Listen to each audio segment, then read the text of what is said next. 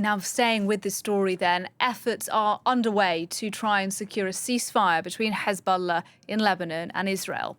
The United States is coordinating those plans, which are said to include an initial 60-day truce. To tell us a bit about this, Angela Diffley, our foreign editor, with me now. And Angela, it does seem then some momentum building towards a possible agreement. Yes, and signs of a change of approach from Washington. Until recently, the line in Washington was always that the road to any ceasefire with Hezbollah was, first of all, to get some sort of deal with Hamas in Gaza, and then Hezbollah would stop their engagement. This has changed, really, with the facts on the ground and the reality on the ground, and to a certain extent, that is a win for Netanyahu.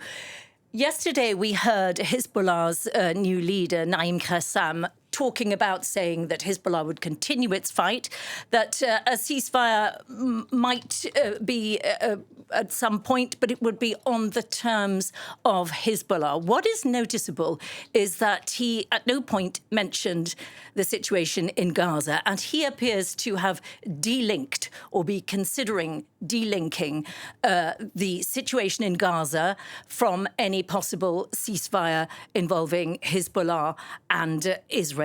That is new. And this war is extremely unpopular throughout Lebanon. That doesn't mean that the Israeli invasion is popular, far from it.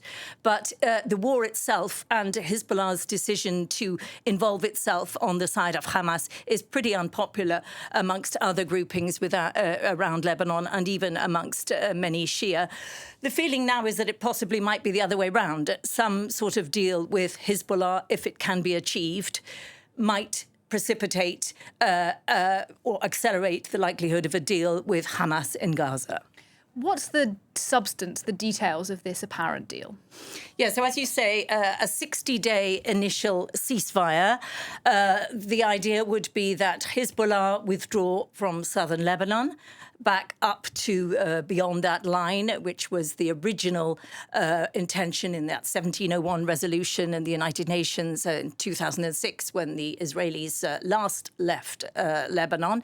The Israelis would also have to withdraw, but crucially, they would retain the right to target Hezbollah if it was in self-defense to stop any imminent attack. They would also retain the right to fly over Lebanon for intelligence or surveillance or monitoring purposes.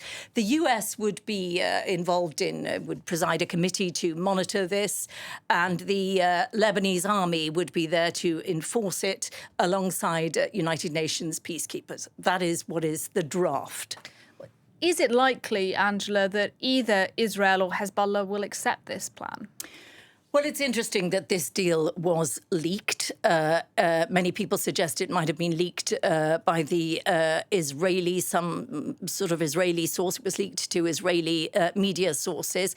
And there is a suggestion that it was leaked because the Israelis hope to delay it. They don't want it to gather too much momentum because Netanyahu wants to see who wins the US elections first. So that is one thing to consider.